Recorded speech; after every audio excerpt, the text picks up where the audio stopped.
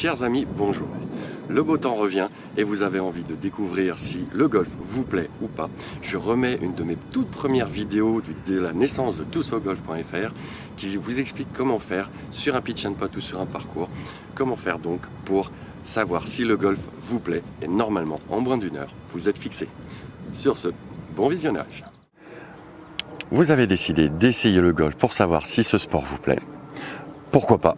Je vous propose une solution afin de savoir en un minimum de temps, c'est-à-dire en un moins d'une heure, si ce sport vous plaît ou pas. L'idéal pour commencer est de jouer avec quelqu'un qui connaît déjà le golf afin de vous aider pour la sécurité, afin de ne blesser personne, ni vous, ni quelqu'un d'autre.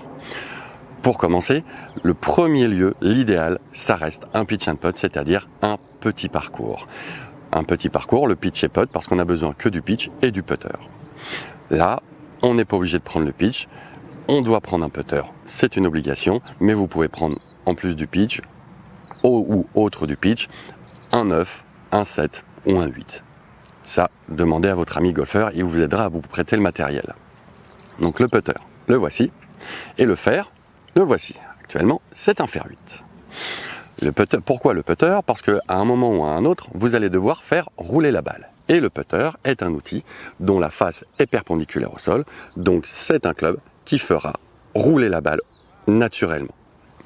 Le fer viendra après, c'est le club qui vous permettra tout naturellement de lever la balle, puisque il est conçu avec une orientation de face de club vers le ciel, donc il fera naturellement lever la balle. Pour l'instant, ce club ne vous sera pas utile pour commencer.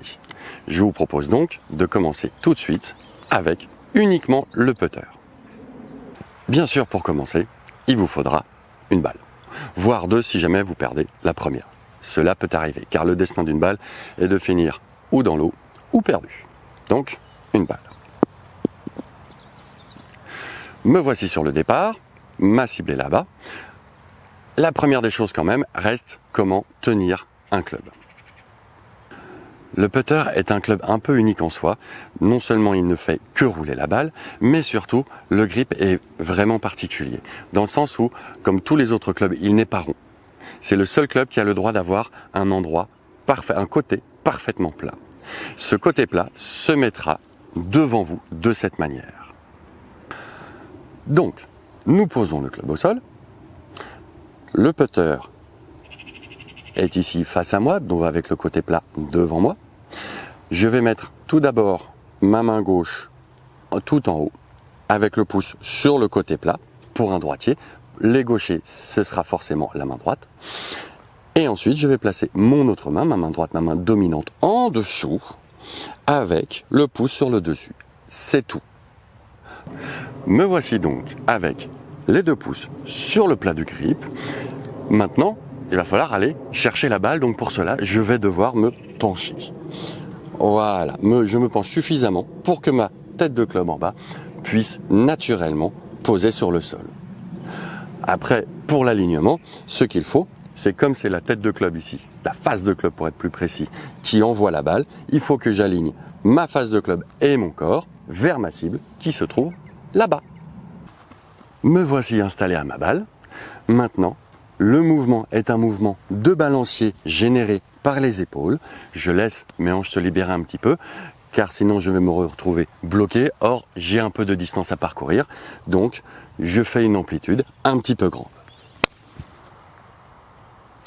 Je finis bien sûr vers ma cible, le corps et le club vers ma cible, puisque c'est le club qui envoie la balle, donc j'envoie mon club vers ma cible. Vous n'avez fait qu'une partie du chemin, vous devrez donc faire évoluer votre balle encore jusqu'à ce qu'elle finisse dans le trou. Le mouvement du putter est un mouvement le plus plat possible. Même si ça monte, ça descend et ça remonte, le mouvement ici doit être le plus plat afin de faire un peu genre tondeuse à gazon, afin de bien prendre la balle pour qu'elle puisse rouler.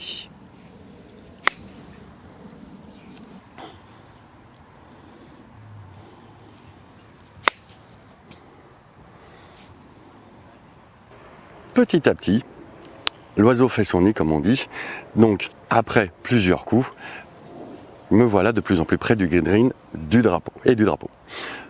vous verrez que l'herbe aura tendance à descendre, c'est-à-dire à être tondue de plus en plus courte, ce qui veut dire qu'il y aura moins de résistance au niveau de la balle, donc la balle va rouler de plus en plus vite. Faites juste attention à ce petit détail.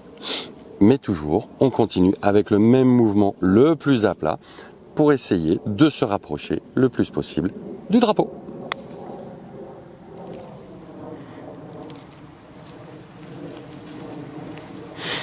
Jusqu'à la mettre dans le trou.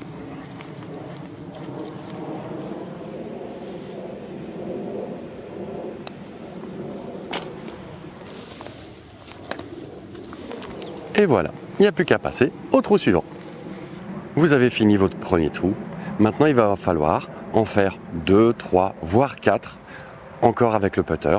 Vous restez toujours avec le putter afin de vous habituer à la façon dont ce dernier bouge et comment faire évoluer la balle.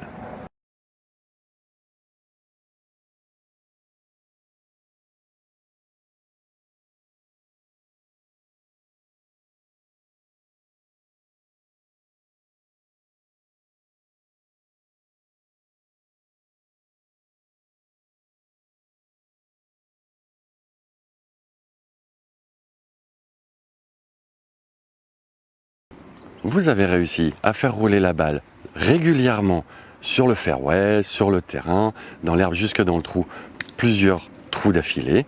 Maintenant, il est temps de passer au fair. Il y a une petite différence de conception. Je vais vous expliquer tout de suite car elle est importante sur la prise en main. Tout d'abord, n'hésitez pas à vous reporter à la vidéo sur la description des clubs afin de vous assurer d'avoir un club tolérant, donc un club creux à l'arrière. Voilà. Maintenant, passons à la différence entre un fer et un putter. Quand on pose bien les deux clubs sur leur semelle à plat, vous voyez que le putter est beaucoup plus droit afin d'aider un mouvement en ligne pour mettre la balle dans la bonne direction. Le fer, quant à lui, est beaucoup plus penché. Donc on se retrouve avec une posture des mains qui va être légèrement différente. On va toujours avoir les mains posées avec les pouces sur le dessus, mais il va y avoir maintenant un angle dans les mains, ici. Comme il y a une différence d'angle dans le manche, le premier pour le putter est tout à fait normal afin de favoriser une ligne entre l'avant-bras et le club afin de garder une ligne facile pour l'alignement et la direction de la balle. Par contre, avec le fer, je vais naturellement devoir mettre mes mains un petit peu différemment. Donc je vais creuser un petit peu ici ma tabatière anatomique. Je vais toujours mettre ma main non dominante en premier, ma main dominante en seconde. Donc pour un droitier, main gauche en premier, main droite en deuxième. Avec cet angle-là, ce qui va libérer mes poignets afin de me donner plus de levier, car avec un fer, je cherche à aller plus loin, plus je vais avoir de levier, plus ma balle ira loin naturellement. Il est donc normal d'avoir un angle ici au niveau du poignet entre les avant-bras et le shaft. Tout naturellement, il va vous arriver des moments où vous ne savez plus dans quel ordre se mettre les mains, laquelle est au-dessus, laquelle est en dessous. Je vous propose un exercice tout simple, c'est au lieu de coller les deux mains, vous séparez les deux mains à chaque bout du club. Et vous vous dites, voilà, est-ce que si je joue dans ce sens-là, ça paraît délicat mais facile, et si vous inversez les mains et vous dites, là tout de suite, ça change littéralement, ce n'est pas du tout confortable. Vous revenez donc dans le bon ordre. Maintenant que vous avez mis les mains dans le bon ordre, c'est-à-dire toujours avec la main dominante en dessous de l'autre main, en tant que droitier, ma main droite en dessous, les deux pouces sur le dessus du grip, avec la face de club dans la bonne direction, et bien sûr les deux pouces avec dans le sens de la marque ou des différentes marques ou des dessins que vous avez sur le grip.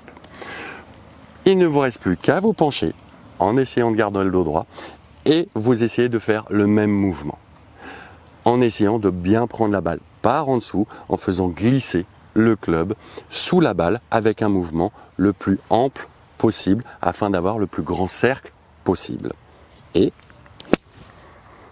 la balle s'élevait naturellement grâce à la face de club qui est donc orientée vers le ciel. Je me suis rapproché du trou.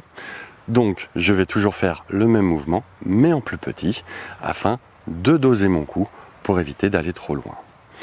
Évidemment, ma balle étant dans l'herbe, comme tout à l'heure avec le putter, mon club devant passer sous la balle, mon club va devoir tondre le gazon.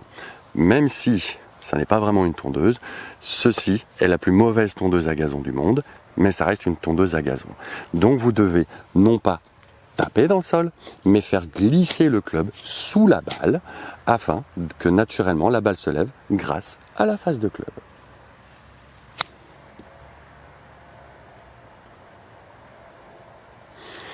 Maintenant, il n'y a plus qu'à finir avec le putter.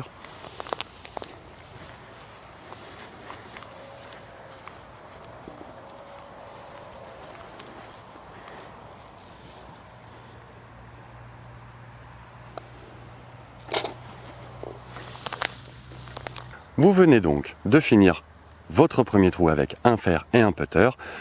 Pas plus de clubs pour l'instant, c'est amplement suffisant. Surtout que sur un pitch and putt, si vous avez l'occasion de jouer dessus, vous n'avez vraiment besoin que de 2 clubs. Ça évite les complications. Donc amusez-vous, continuez, gardez votre fer et votre putter, continuez le parcours, amusez-vous, j'espère. Et puis après, il n'y a plus qu'à vous mettre au golf.